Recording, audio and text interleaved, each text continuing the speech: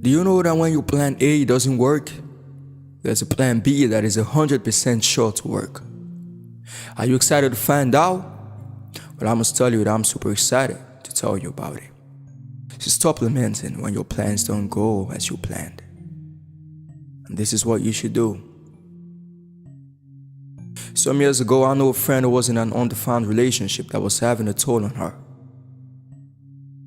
She didn't just want to give up on it because she already had a plan that her first love would be her last. And when it didn't, she thought of how unfortunate she was. She saw the picture-perfect plan shattered before her eyes, and she couldn't cry. She was confused, thinking to herself, what's next? She didn't just know how to move on, even though she had to let go of something that seemed not to want to be. And according to her, there were times that she hoped that this ex would return, but since it didn't happen, she discovered that sometimes in life, our plans need to give way for another plan that can pave way to our greatness.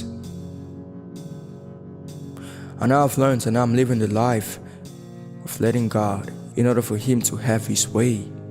For His word says He has plans for me to make me great. And oh yes, I believe. Dear child of God, when your plane of aspiration crashes, what might remain could be the ashes. And at this point you will feel like a failure. And it's okay, but it's not okay to stay there in failure. Seek for God's plan for your life. For even when your plans fail, God's plans will prevail. I used to be one of those people who love to have my own plans. Who love to have my own plans work out the way I wanted them to. But I kept on noticing that even after the well-arranged schedule for my day, something unplanned for will still pop up its annoying head. And it's not like something you can just shove aside. And at the end of the day, I will find out that those things I planned for, I didn't do. And such days can make you feel unfulfilled. I remember back in high school, we had a lot of dreams like finishing school with no gap year, straight to the university. But life happened and taught us that while we plan, while we anticipate, we should also have in mind that our wait could be in vain.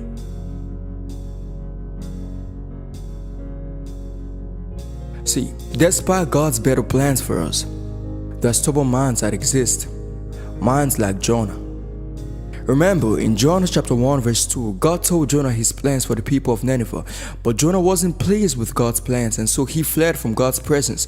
And from the verses that follow, we can see how God suffered to bring him to the realization that He is God, and His plans are good and true.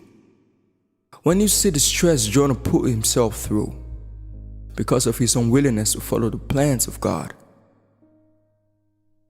when you see that stress, well, it's the same stress we undergo today when we refuse to abide by God's plans.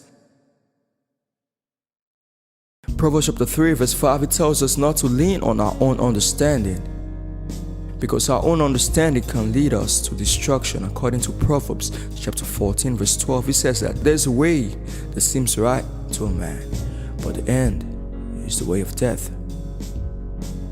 Ephesians chapter 1 verse 11 also says that because we are united with Christ, we have received an inheritance from God, for He chose us in advance, and He makes everything work out according to His plan.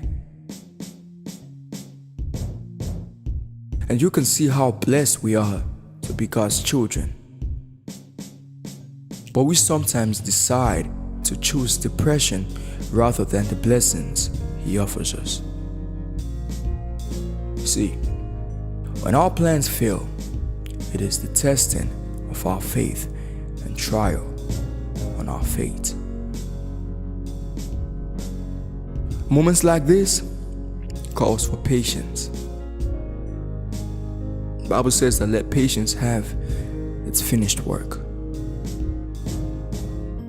I bet you that when Abraham was growing, he had his own plans. But then boom, God called him and said, "These are my plans for you." He left his home, which entailed that he left his comfort. He moved towards something he couldn't see because of his faith and patience. And today, God is calling you towards a better plan. Jesus is calling you towards a better plan.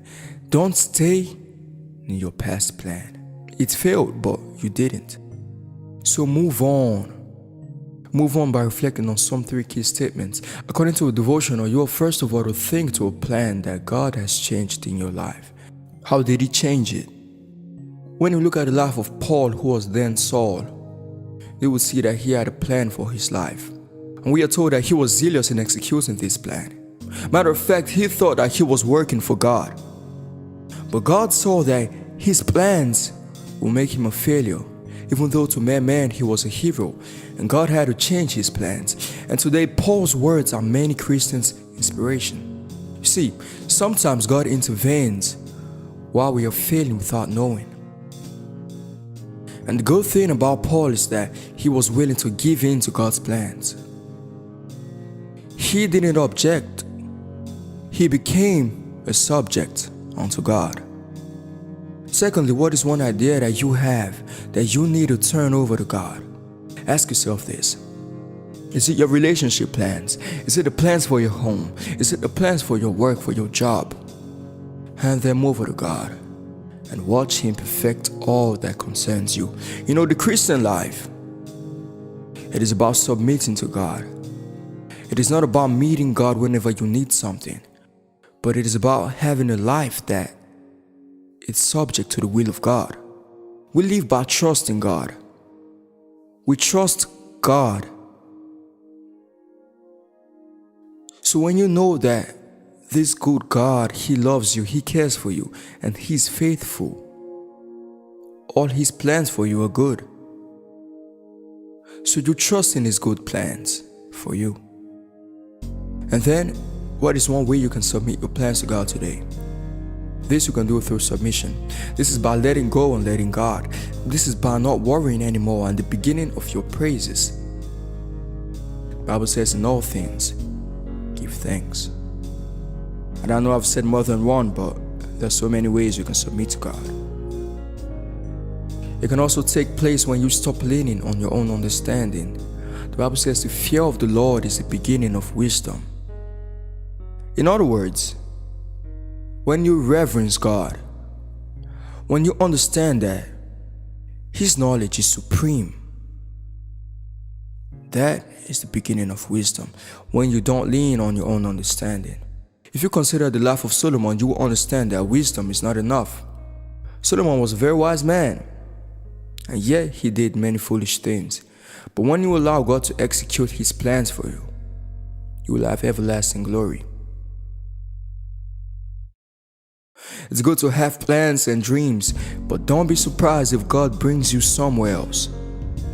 And that's a quote by Anne Beda. God takes us from where we want to be where we need to be. God helps us see the friends we need to keep from the ones we wish to keep.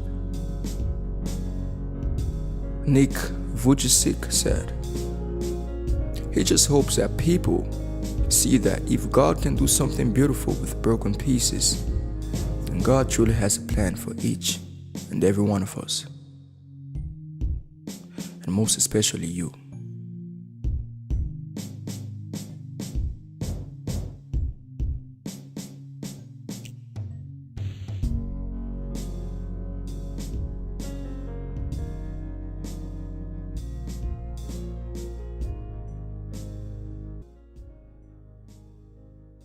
Has a plan for each and every one of us,